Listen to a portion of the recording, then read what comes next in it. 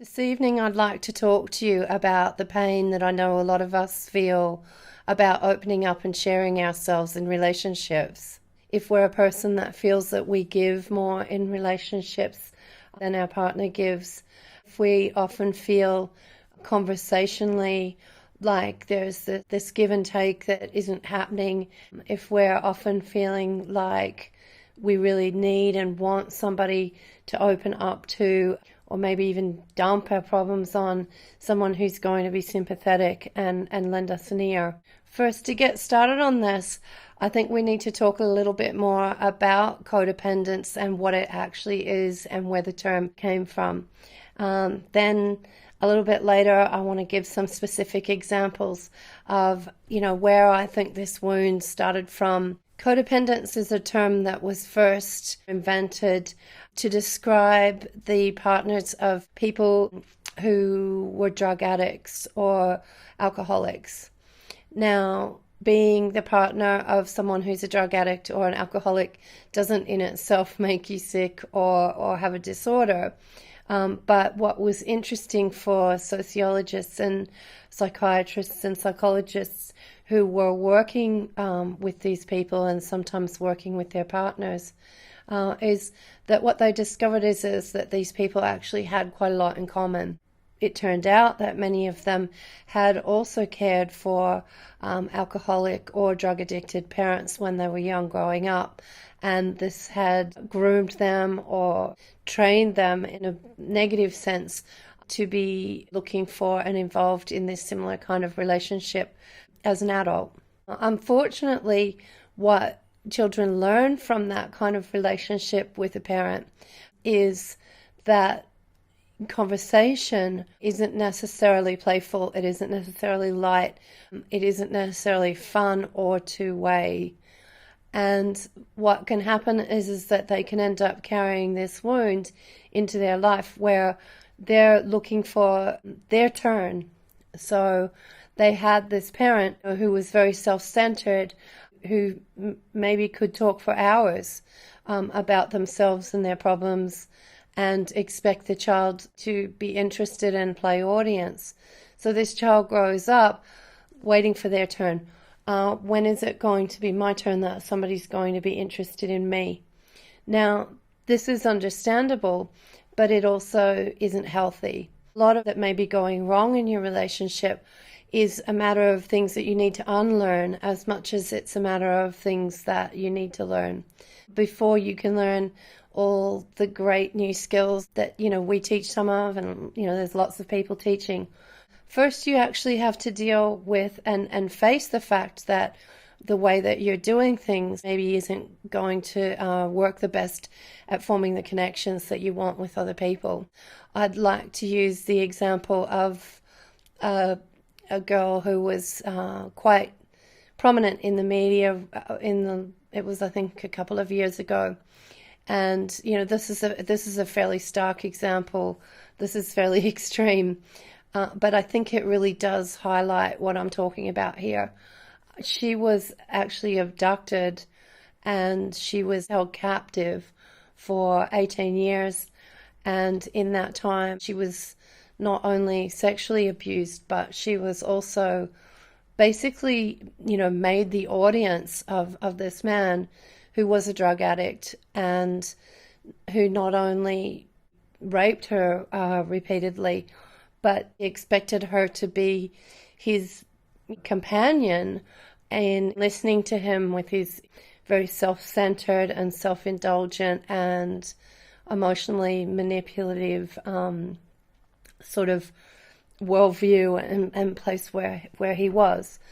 I can't imagine just how awful it must have been for her to live through that.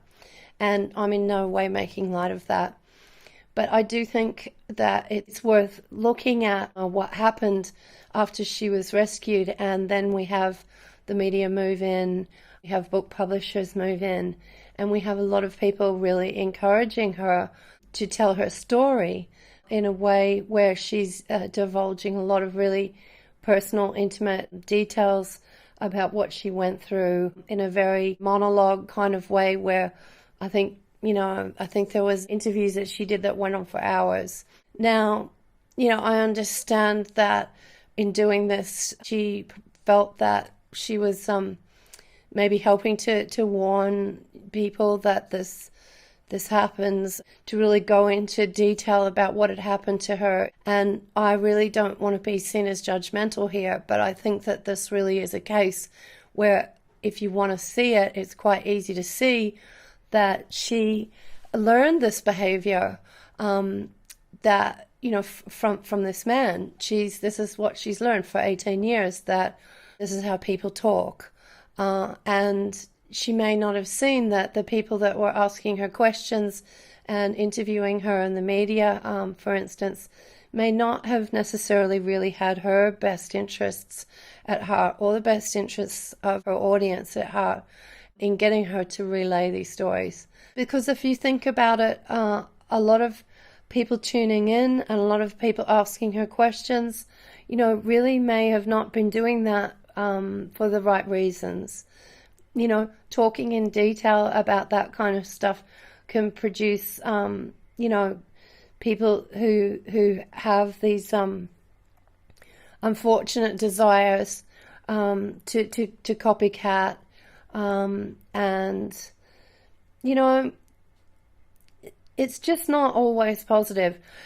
And I think we need to learn from this. If you feel that perhaps you have a wound about not knowing who to trust, not knowing when it's okay to open up to the people that you want to bring closer to you, if you really feel that love is about you having somebody to share everything with, I wonder if you can look back and think about how that's worked out. Often dysfunctional couples will talk about the fact that when they first got together, they really shared everything with each other, told each other their whole life stories, and they were interested in every detail. They wanted to know everything about each other. And then they talk about how later a lot of what they shared actually turns into ammunition that's used against them when the relationship goes sour. What I want to suggest here is that this pattern of communicating where we feel like this is what love is to actually really just sort of share ourselves in this very self-centered way, is really a wound, and it's a wound that just keeps getting passed on. And that's where I'm not saying that there's blame in this, but if we want this to heal in ourselves and we don't want to pass this wound on to our children, we really need to start becoming conscious of this wound, and conscious that really this is not the way that healthy people communicate with each other. This is really not healthy conversation. It doesn't build connection. I know I'll probably get some criticism about this because a lot of people really feel very deep in themselves that yes, that's what love is and that's what we should be doing when we love each other. I'm not so sure about that. I have a very deep wound in that area that has been something that I've lived with most of my life, and I'm really working on that now. I don't think that that's healthy. I don't think that the kind of self-centered one-way conversations that I grew up with and that then I started to imitate and wanted to be part of, I don't think that they have brought me closer to people. I think instead learning from my kids and learning from role models and looking around, I'm really working on now, and it's something that Steve and I are working on at the moment, with our Better Conversation Skills series. This is something our family is working on right now. Active listening, drawing other people out, but in a way where you find what your common interests are, having conversations that move and flow, that promote activity, that promote spontaneity, that encourage people to be here in the now and forming connections here in the now, and to be joyous and do things together. Now, this is really tough if we're carrying a lot of stuff that we really feel like we need to share. So I've got a few suggestions about that. But just one last thing on the letting go of this. I guess really what I'm trying to say here is just in the same way that maybe if we stop drinking, or we stop smoking, or we face our addictions, to overcome the codependence that we come to see as a challenge for ourselves to heal. Maybe our addictions have been to things like soap operas or romance novels, or men to porn, or but we can start looking at those things and we can start working on them. And when we do, we become very aware of the fact that we have to avoid other people who are going to encourage us to drink. We have to avoid other people who are going to encourage us to fall back into that old behavior. And there will be people who do encourage us to do that, because that is how we used to associate, and they want us to continue associating with them in that way. So I think it's just the same with how we talk to each other and how we converse, because really when it comes down to it, all of those things, whether it's about alcohol or drugs or other addictions or other bad patterns that have become habits, those things only survive with the words and the conversations that go around them. So at the heart of all of it is this unhealthy pattern of talking, and this sort of feeling that talking is something like, I get to talk all about me, and you should really care and pay attention, and then you're going to talk about you, and I'm going to really care and pay attention. Even when this really can become quite unhealthy and quite self-indulgent. Now, as I've said, guilty, completely guilty of this, and that's why I'm here talking about it and why I'm working on it. So on to the positive stuff of what do we do with it? So we've got this need in us. We feel like we really need to share this stuff. What do we do? I want to offer some positive suggestions. One of the simplest and easiest is, and one that I've done, is I write. If I've got big concepts in my head, stories or ideas or things that if I talk to people conversationally about, they're really not going to follow me. They're just going to go, okay, what's she on about? I write it down. I make the effort of making it into a story. These days, it's just so fantastic with multimedia. You can make a movie. You can make a slideshow. You can turn it into a painting or a piece of music. There's all sorts of ways and means you can express yourself. And this works really well for really big sort of concepts. Whether they be self-indulgent or not, it really doesn't matter. There's a lot of people that may really enjoy your art, even if it is very self-indulgent. It can be interesting to actually read or experience someone's very personal inner mind space. But, if it's as an art form, then they have the choice to do that.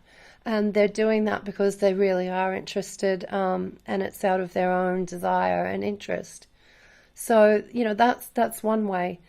Another way, and maybe this is more directly appropriate to what I was mentioning before, of we've grown up and we really have experienced some very unpleasant situations. We've lived through emotional abuse or sexual abuse.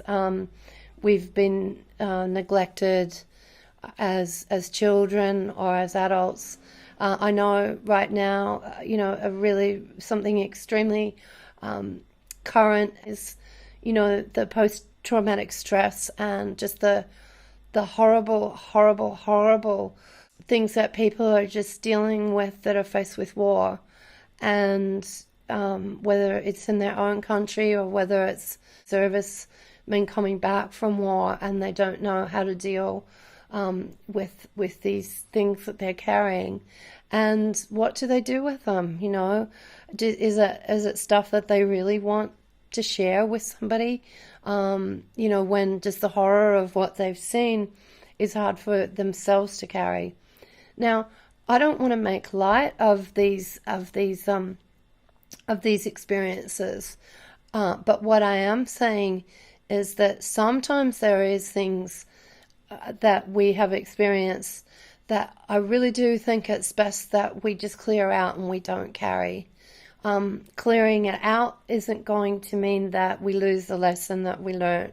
And this is why we've worked really hard this year. It's been a really, really hard year for us, but a very productive year in bringing together a DVD series that's also available online called Baggage Jumper. It's actually Baggage Jumper Instant Access, because Baggage Jumper is you actually seeing Dallas privately in private sessions.